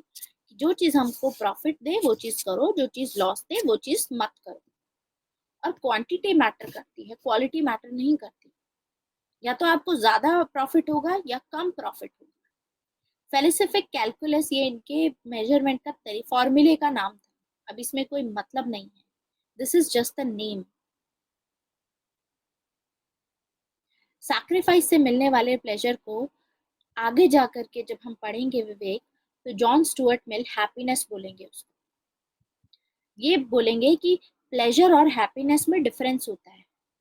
प्लेजर होता है जो आप एक्सपीरियंस करते हो, लेकिन अगर आपकी बहन जा रही है तो आपको भी सैक्रिफाइस करके खुशी मिलेगी, तो दैट इज हैप्पीनेस। समझे? लेकिन बेंथम का क्या कहना था कि प्लेजर और हैप्पीनेस में कोई डिफरेंस नहीं है। ये इस तरीके की चीजें थी उस टाइम पे। अब आप आज के टाइम पे, क्योंकि ये चीजें काफी प्रेवलेंट हैं, आज के टाइम पे ये आइडियाज आपको जो दिख रहे हैं कि दूसरों के लिए सैक्रिफाइस करोगे तो खुशी मिलती है, ये हम इसीलिए सोच रहे हैं कि ये लोग, इन लोगों ने ऐसा क्यों नहीं सोचा। इन लोगों ने नहीं सोचा क्योंकि उस टाइम पे ये चीजें थी ही नहीं। आज के टाइम पे हैं ये चीजें जो हमें बार बार हमारे दिमाग में डाली जाती हैं कि दूसरों के लिए सैक्रिफाइस करने से भी खुशियां मिलती हैं, एडवर्टाइजमेंट के थ्रू, या मतलब बहुत सारी स्टोरीज के थ्रू, बहुत सब चीजों के थ्रू। तो ये थ्योरी ऑफ यूटिलिटेरियनिज्म के अंडर में विवेक हम डिस्कस कर रहे हैं कि ये सब बातें बोलेंगे बेंथम। बेंथम बोलते हैं कि यूटिलिटेरियनिज्म की थ्योरी में कि ये जो होता है, क्या चीज करनी चाहिए क्या चीज नहीं करनी चाहिए, पेन एंड प्लेजर पे डिपेंड करता है। और प्लेजर भी क्वांटिटी होती है, उसमें क्वालिटी नहीं मैटर करती। मतलब अगर आप कोई गेम खेल रहे हो या पोइट्री सुन रहे हो, आपको दोनों से ही प्रॉफिट मिल रहा है। yes, it is deontological, you're correct about it, we'll discuss it more। Sacrifice वाला आगे जब रिवाइज करेंगे ना जॉन स्टुअर्ट मिल, तो वो सैक्रिफाइस वाला कॉन्सेप्ट डालेंगे। ये सिर्फ बोलते हैं जो आप एक्सपीरियंस करते हो वही प्लेजर है, वही हैप्पीनेस है आपके लिए, क्योंकि इनके लिए कोई डिफरेंस नहीं है। इनफैक्ट ये बोलते हैं कि not only pleasure do not differ in quality, persons do not differ in quality. मतलब इनका कहना है, ये इंडिविजुअल है ना क्योंकि, तो ये कहते हैं कि प्लेजर की क्वालिटी टर्म्स में अलग नहीं है प्लेजर। मतलब प्लेजर क्वांटिटी का एस्पेक्ट है, प्रॉफिट क्वांटिटेटिव टर्म है, क्वालिटी में तो आती ही नहीं है। जैसे प्लेजर क्वालिटी नहीं होती उसमें, जैसे हम प्लेजर को क्वालिटी के टर्म्स में चेंज नहीं कर सकते, डिफर नहीं कर सकते, वैसे ही हम लोगों को भी क्वालिटी के टर्म्स में डिफर नहीं कर सकते। मतलब सभी लोग एक ही जैसे हैं, कोई डिफरेंस नहीं है लोगों में, क्वालिटी वाइज कोई डिफरेंस नहीं है। क्वांटिटी में सब अपने बारे में सोचे, कोई डिफरेंस नहीं है। इंडिविजुअल में भी तो यही था, जैसे हॉब्स ने बोला था, हॉब्स ने बोला था ऑल मेन आर सेम, क्योंकि कोई भी एक दूसरे के पेन एंड प्लेजर को नहीं समझ सकता, इसीलिए क्वालिटी में डिफर नहीं करते। कुछ सुपीरियर और इंफीरियर सोल्स, ऐसा कोई कॉन्सेप्ट नहीं है। सभी एक जैसे हैं। और इसी के बेसिस पे बेंथम ने अपनी थ्योरी ऑफ टोटलिटेरियनिज्म में ये सजेस्ट किया कि स्टेट को कैसे एक्शन लेने चाहिए, इसी के बेसिस पे लेने चाहिए। जो अपना एक प्रिंसिपल इन्होंने प्रमोट किया वो था greatest happiness of greatest number.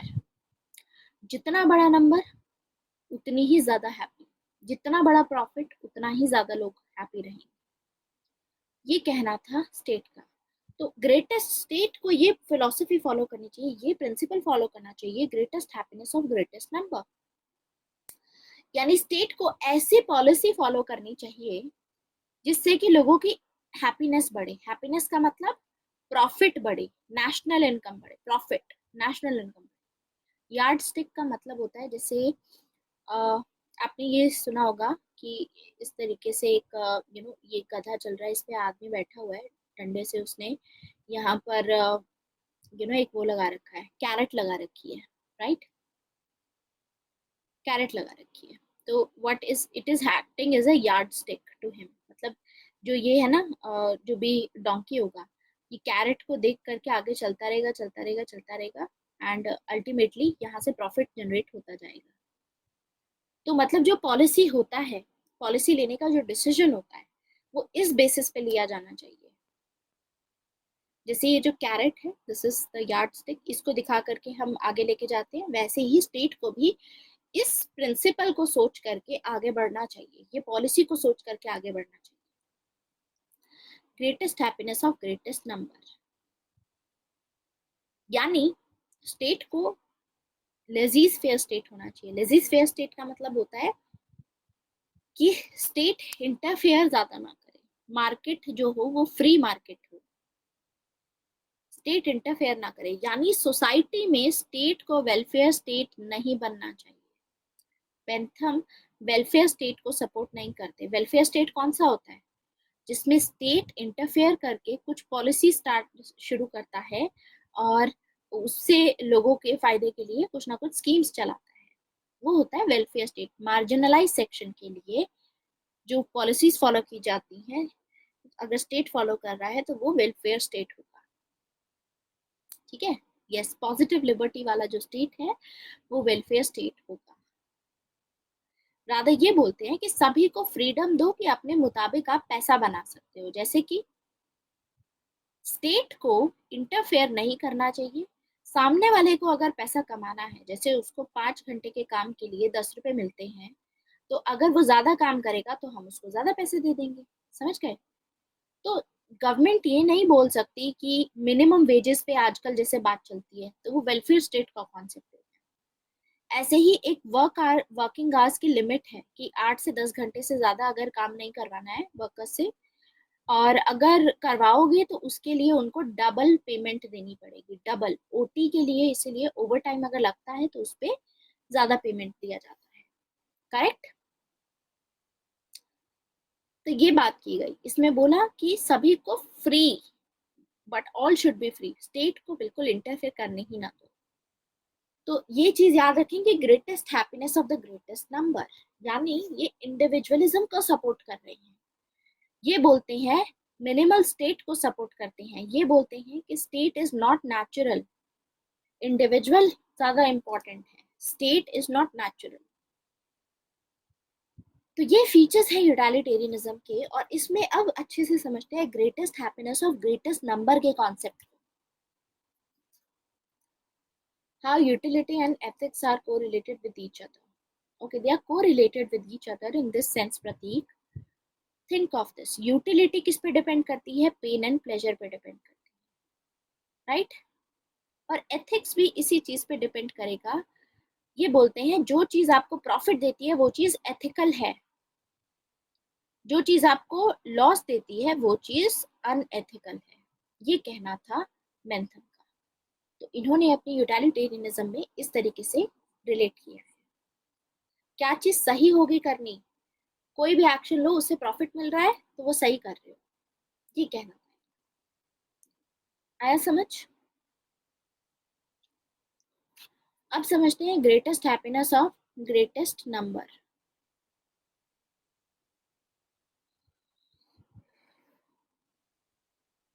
So Bentham बोलते हैं हैप्पीनेस और प्लेजर में कोई डिफरेंस नहीं है, इट इज सेम।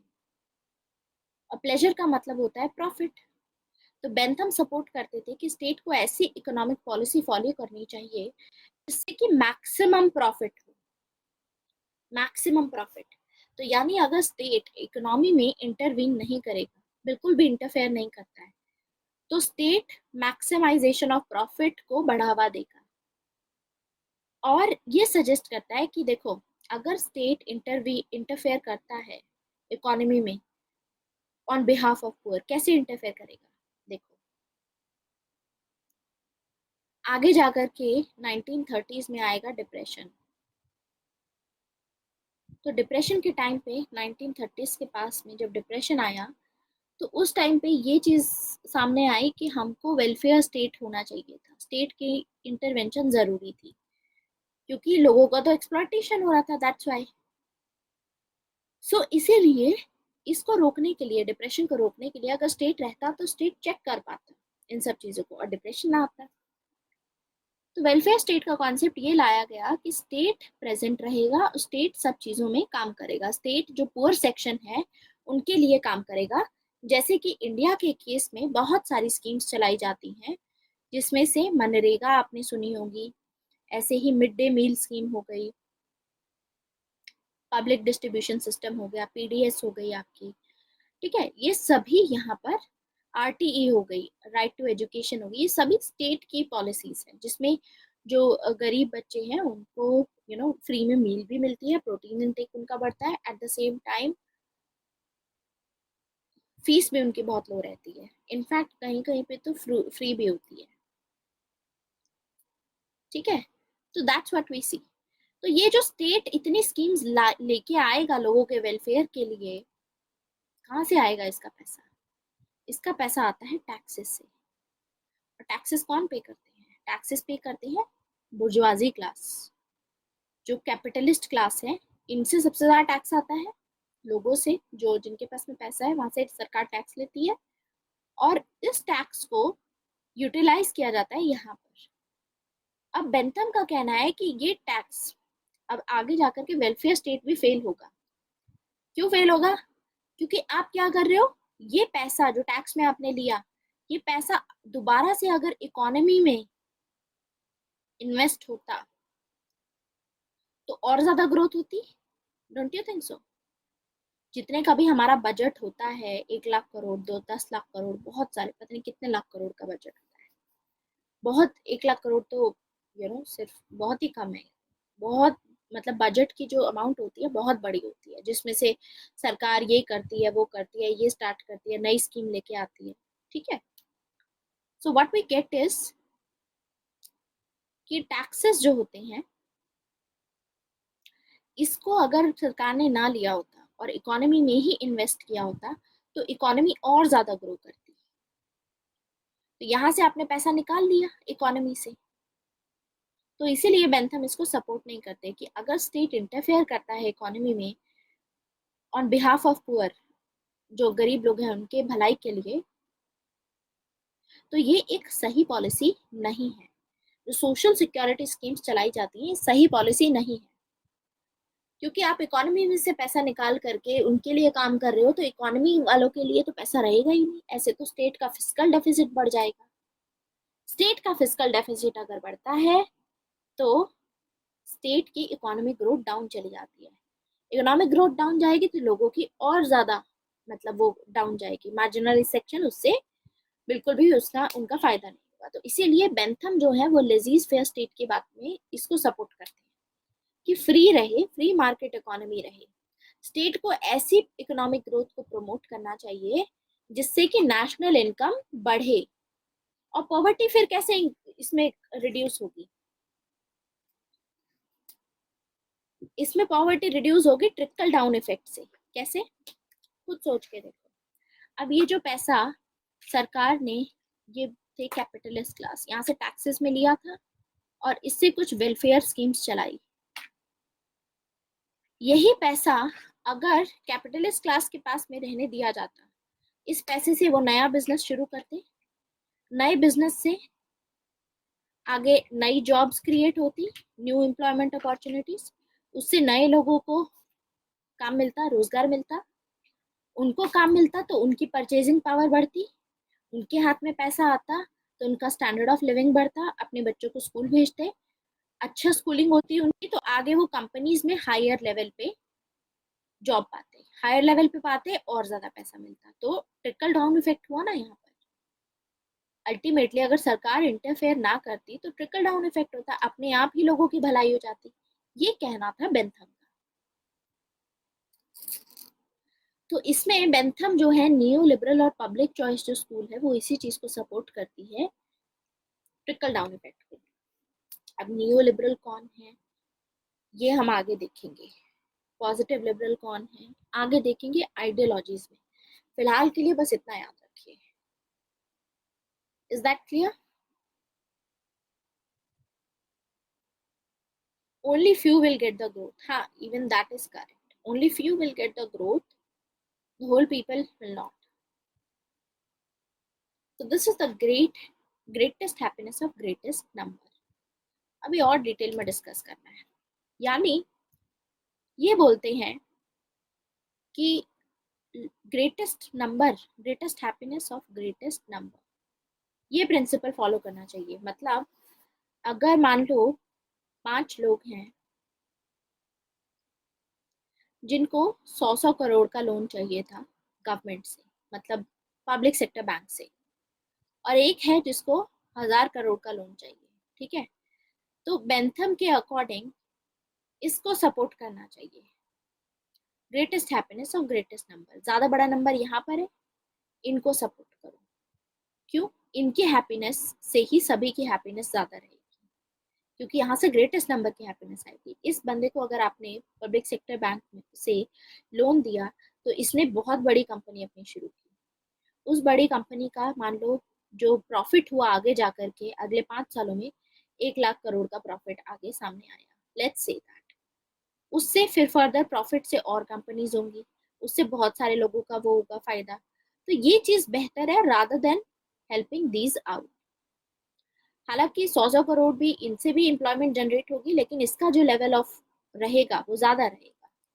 तो point is greatest happiness of greatest number का मतलब ही यही होता है कि स्टेट को ऐसी पॉलिसी को प्रपोज करना चाहिए जिसका नंबर ज्यादा हो, ग्रेटेस्ट नंबर हो, मतलब जिससे ज्यादा लोगों को खुशी मिले। अगर वेलफेयर स्टेट को फॉलो करोगे तो उससे ज्यादा लोगों को नहीं मिल पाएगी, लेकिन इसको फॉलो करोगे तो इससे कैपिटलिस्ट क्लास को भी मिलेगी, पुअर क्लास को भी मिलेगी, क्योंकि उनको एम्प्लॉयमेंट अपॉर्चुनिटीज भी मिलेगी।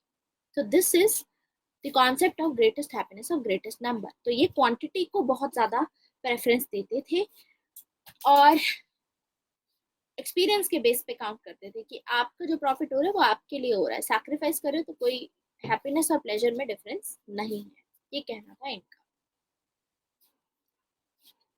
Can we consider this as against welfare state or socialist economy? Yes, you can consider that. Against in the sense यानी ये बोलते हैं कि वेलफेयर स्टेट की, इन्होंने साफ बोला है ना सूरज की, वेलफेयर स्टेट के कॉन्सेप्ट को फॉलो नहीं करना चाहिए, ऐसी पॉलिसी डिजायरेबल पॉलिसी नहीं है, दैट्स व्हाई। लेकिन क्योंकि ये सब हो रहा था और इसकी वजह से एक्सप्लॉयटेशन हो रहा था, तो जो सोशलिस्ट होंगे वो क्रिटिसाइज करेंगे, वो ये बोलेंगे कि बेंथम ने अपनी जो थ्योरी ऑफ यूटिलिटेरियनिज्म है इसमें he has given primacy to the profit over number, profit पे ज्यादा ध्यान दिया है नंबर से ज्यादा, मतलब ज्यादा लोगों की खुशी से ज्यादा प्रॉफिट पे ध्यान दिया है। प्रॉफिट हो, क्योंकि ऐसे तो कॉन्सेंट्रेशन ऑफ वेल्थ होगी कुछ लोगों के हाथ में ही। तो इसीलिए ये क्रिटिसाइज करते हैं कि ये एक पिग फिलोसफी है जिसमें सिर्फ प्रॉफिट मैक्सिमाइजेशन पे ध्यान दिया जा रहा है, सामने वाले की एक्सप्लॉयटेशन करके अपनी एपिटाइट पे ध्यान दे रहे हैं कि हमारा हो रहा है ठीक है, बाकी सामने वाले का नुकसान नहीं देख रहे हैं कि वर्कर की डिग्निटी को कितना अफेक्ट हो रहा है, आपके लिए दिन रात काम कर रहा है, he is under frustration and ये सब चीजें हैं। समझ आया? This is the criticism. तो यहाँ पर ये थी यूटिलिटेरियनिज्म की। अब इसको जॉन स्टुअर्ट मिल रिवाइज करेंगे। जॉन स्टुअर्ट मिल रिविजन में क्या बोलते हैं? जॉन स्टुअर्ट मिल बोलते हैं प्लेजर के ऊपर कि सबसे पहले तो ह्यूमन एक्शन के, ये प्लेजर पे बिलीव करते हैं कि हमारे जो भी एक्शंस होते हैं वो प्लेजर की वजह से होते हैं। प्लेजर के बेसिस पे ही हम कोई एक्शन देते हैं।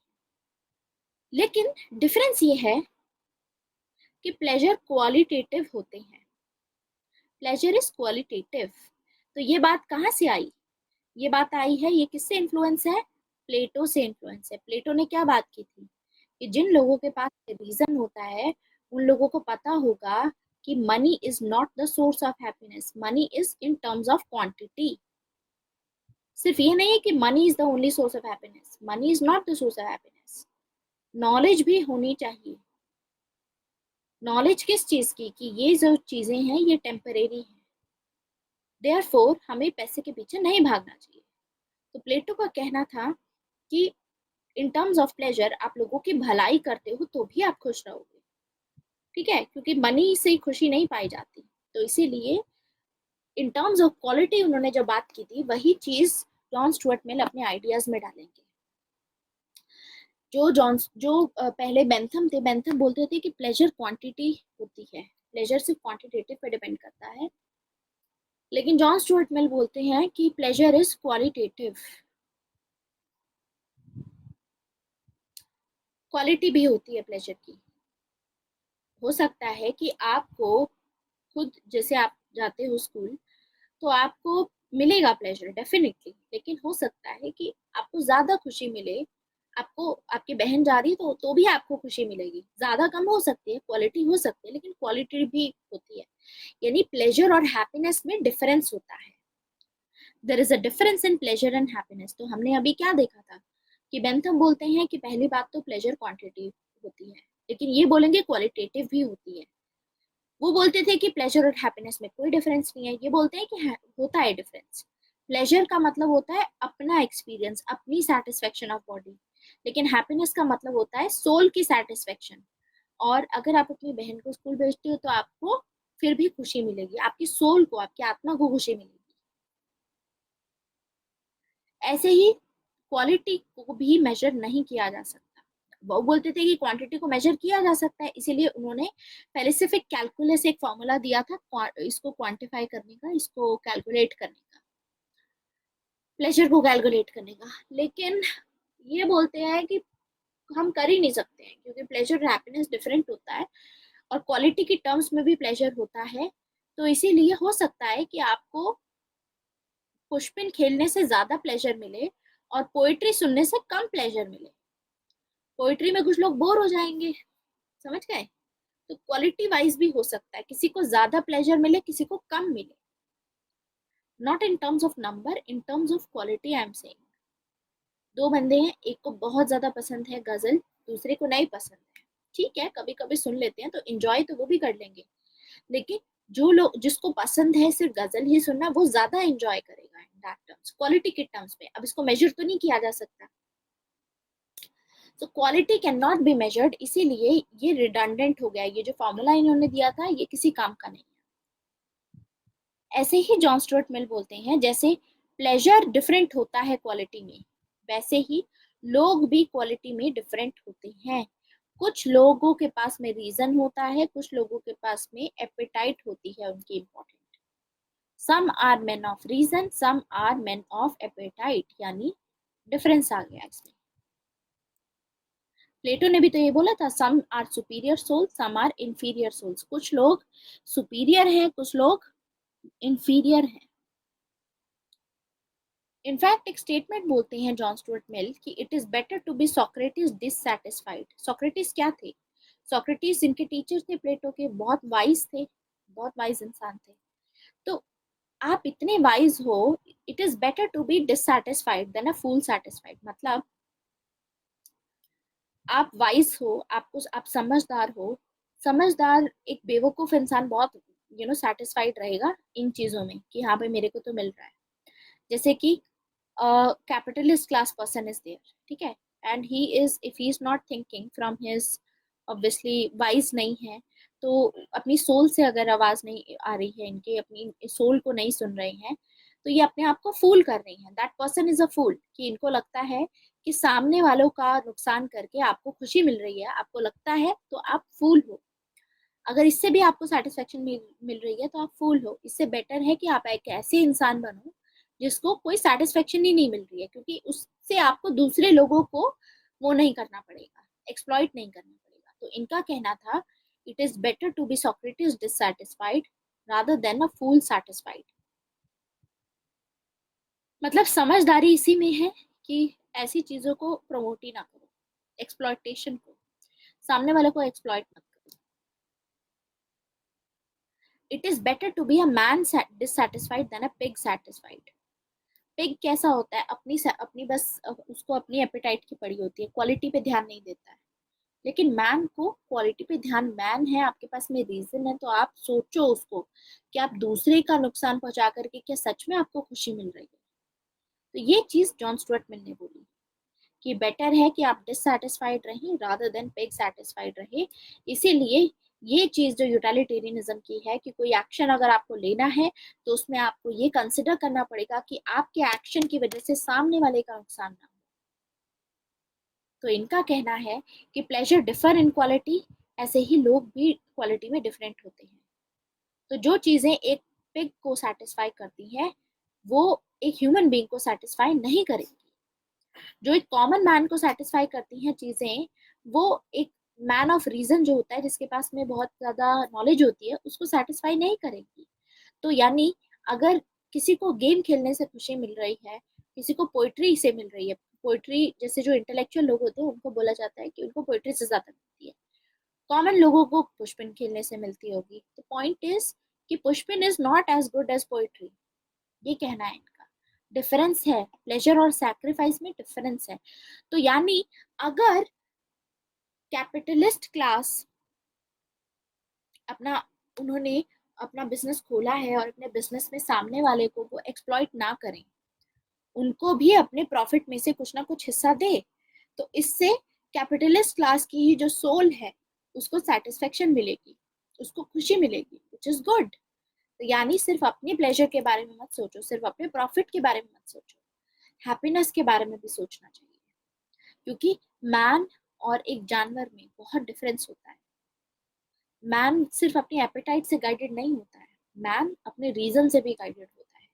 तो सोच समझ के जो भी पॉलिसी किसी कैपिटलिस्ट क्लास की जो भी पॉलिसी फॉलो करे, इसके बेसिस पे करे, वो चीज सही होगी। यानी इन्होंने रिवाइज करके आइडिया ये बोला जॉन स्टुअर्ट मिल ने कि इट इज इम्पोर्टेंट कि क्या चीज सही है।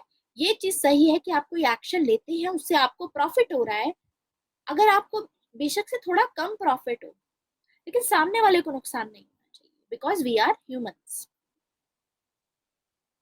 समझ में आया? Any doubt? अब एक दो बार रिवाइज करोगे तो अच्छे से दिमाग में बैठ जाएगा, otherwise it is very easy. I think जैसे मैं समझा रही हूँ तो आप लोगों को समझ में आ ही रहा होगा। Corporate social responsibility activities, yes.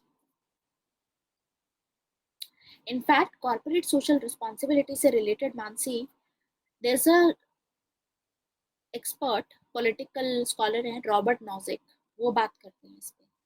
वो ये बोलते हैं कि मैन को फोर्स ही मत करो तुम टैक्सेशन के लिए। चैरिटी करनी है तो कॉर्पोरेट सोशल रिस्पॉन्सिबिलिटी में अपनी मर्जी से ये लोग चैरिटी कर सकते हैं और लोग करेंगे।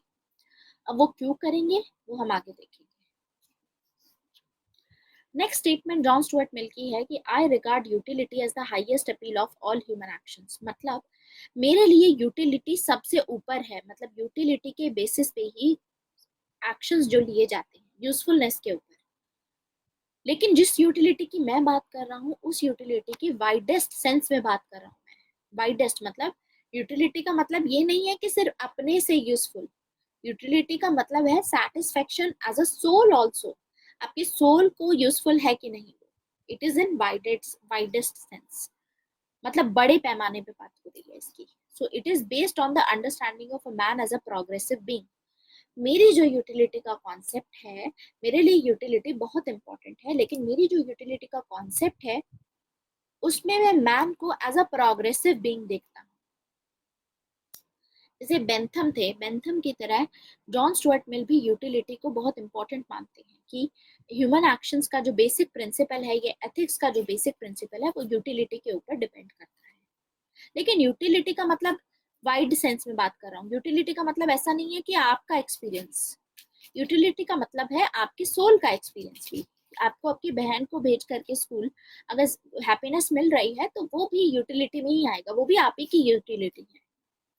यूटिलिटी का मतलब सिर्फ प्लेजर से मतलब नहीं है, यूटिलिटी का मतलब है हैप्पीनेस से। Not just quantity of pleasure, quality भी होनी चाहिए। किस टाइप के प्लेजर जो मिल रहा है, दो टाइप का होता है, क्वांटिटेटिव क्वालिटेटिव। क्वांटिटेटिव में होगा कि आपको प्रॉफिट ज्यादा मिला, क्वालिटेटिव में होगा कि आपकी सोल को सेटिस्फेक्शन मिलेगी, प्रॉफिट बेशक से 50 करोड़ कम आ जाए। समझ आया? ये इस यूटिलिटी की बात कर रहे हैं। और ये जब बोलते हैं ना कि ये जो मेरी अंडरस्टैंडिंग है यूटिलिटी की प्रोग्रेसिव बीइंग पे बेस्ड है, इसका मतलब प्रोग्रेसिव बीइंग का मतलब होता है कि मैन और एनिमल में डिफरेंस होता है। बेसिक डिफरेंस है रीजन का, क्योंकि मैन के पास में रीजन है, तो इसलिए मैन को अपना रीजन अप्लाई करना चाहिए कि मेरे एक्शन से सामने वाले को नुकसान पहुंच रहा है। तो अगर आप रोक लोगे उस एक्शन को, तो आपको खुशी मिलेगी कि कम से कम मैंने दूसरे के को एक्सप्लॉइट नहीं किया या दूसरे को नुकसान नहीं पहुंचाया, उसकी डिग्निटी को मैंने अफेक्ट नहीं किया। हम क्या देखते हैं कि जहां बेंथम बोलते थे क्वांटिटी की बात, यहाँ पर क्वालिटी की बात बोली गई। बेंथम से अलग ही प्रिंसिपल इंट्रोड्यूस करके पूरा फंडामेंटली चेंज कर दिया। तो पूरा जो फाउंडेशन था यूटिलिटेरियनिज्म का, पूरा डिस्ट्रॉय कर दिया इन्होंने। इसीलिए बोला जाता है कि John Stuart mill is a Peter who denied his master. Clear? So, although Mill is accused of destroying utilitarianism, इनको बोला जाता है, लेकिन इन्होंने रिफॉर्म किया। इन्होंने यूटिलिटेरियनिज्म की जो फिलोसफी थी उसको ज्यादा लेजिटिमेट बनाया, उसमें ह्यूमन कंडीशंस डाली, जिससे कि लोग इसको एक्सेप्ट कर सके आगे। क्लियर? इसी के साथ हमारा जॉन स्टुअर्ट मिल का कॉन्सेप्ट कंप्लीट होता है, एटलीस्ट यहाँ तक कंप्लीट होता है। आगे हम डिस्कस करेंगे लिबर्टी पे, हार्म प्रिंसिपल डिस्कस करेंगे, प्रॉफिट ऑफ एम्प्टी लिबर्टी देखेंगे, freedom of speech and expression की बात करेंगे, डेमोक्रेसी की बात करेंगे, सब्जेक्शन ऑफ वुमेन की बात करेंगे। ये सभी बातें हम कल करेंगे, आज नहीं करेंगे, क्योंकि आज ये इंपॉर्टेंट है कि आप यूटिलिटेरियनिज्म को जाकर के रिवाइज कीजिए, जिसमें एक टेबल बनाओ, फ्लो चार्ट बनाओ। देखो वैसे आए वास्ट, मैं एक और बात पूछ लूंगी, I did not get the time, लेकिन सौम्या के तो ऑलरेडी अवेलेबल है, नहीं तो मैं आपको ये बोलती हूँ जो क्लास में पढ़ाया जा रहा है आपको, आप खुद बना लीजिए, अपने अपने हिसाब से खुद बना सकते हो आप फ्लो चार्ट। जैसे क्लास चल रही होती है तो साथ में फ्लो चार्ट बनाओ, जो इम्पोर्टेंट टर्म्स होती हैं उनका मतलब लिखो, या इस तरीके से फ्लो चार्ट से, क्योंकि आपको रिवाइज करना है जैसे उन लोगों ने बनाया है, यू कैन ऑल्सो डू। तो why to rely on others? लेकिन उसके बावजूद आई टेल देम, क्योंकि डेटा भी बहुत ज्यादा है, तो सौम्या ने तो भेजा था, आप लोगों को शायद समझ नहीं आया उनका, किसी और का आपको चाहिए तो I ask them also to share that. ठीक है, लेकिन अल्टीमेटली आप बना सकते हो, ये चीज याद रखो। ठीक है? हाँ, अविरल से पूछ सकते हो।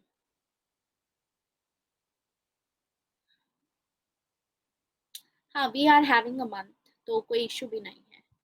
और in fact Shifa, you are going to write a paper in English और इन हिंदी?